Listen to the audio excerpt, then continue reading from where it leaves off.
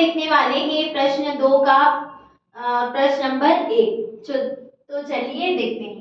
तो क्या लिखा है, हमें प्रश्न 2 में करना क्या है, गुणनखंड कीजिए, मतलब गुणनखंड करना है। तो हमें कुछ इस प्रकार से जो है व्यंजक दिए गए हैं, उनके जो है गुणनखंड करना है।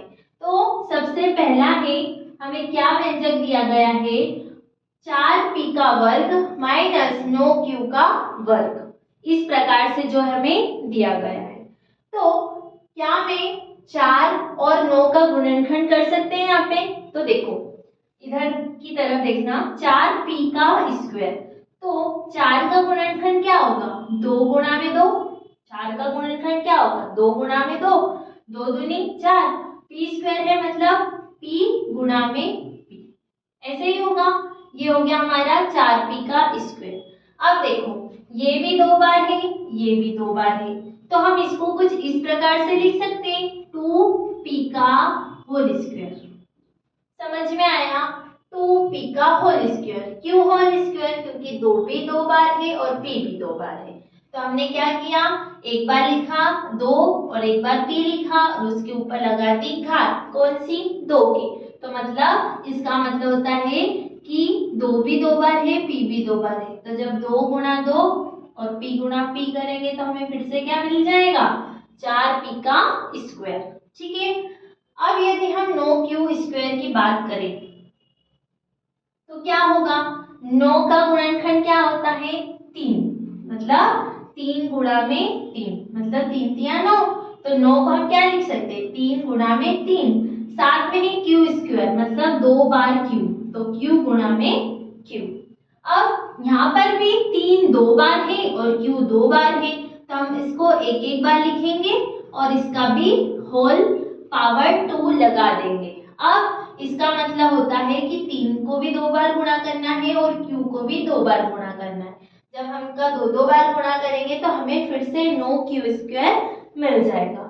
आई बात समझ में? तो अब देखो मैं 4p स्क्वायर को क्या लिख सकती हूँ, 2p का होल स्क्वायर, और 9q स्क्वायर को क्या लिख सकती हूँ, 3q का होल स्क्वायर।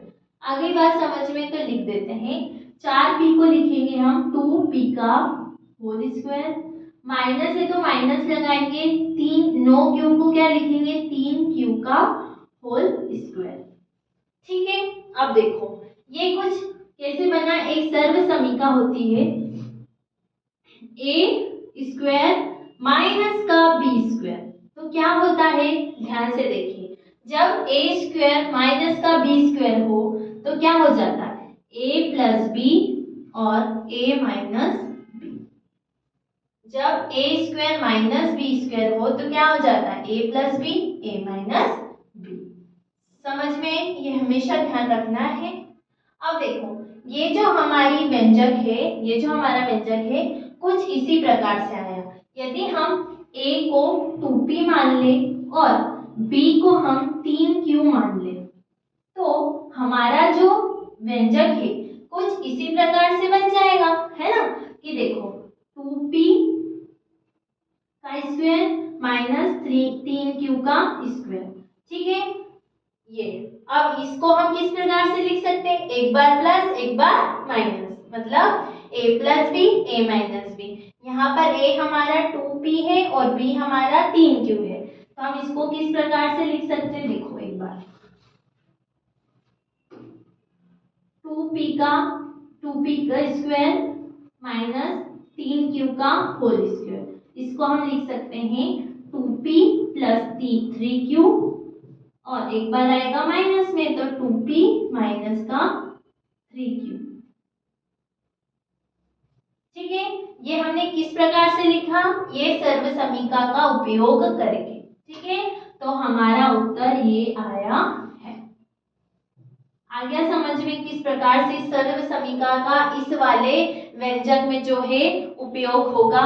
ठीक है। तो ये था हमारा प्रश्न 1। अब हम देखेंगे इसका अगला वाला प्रश्न।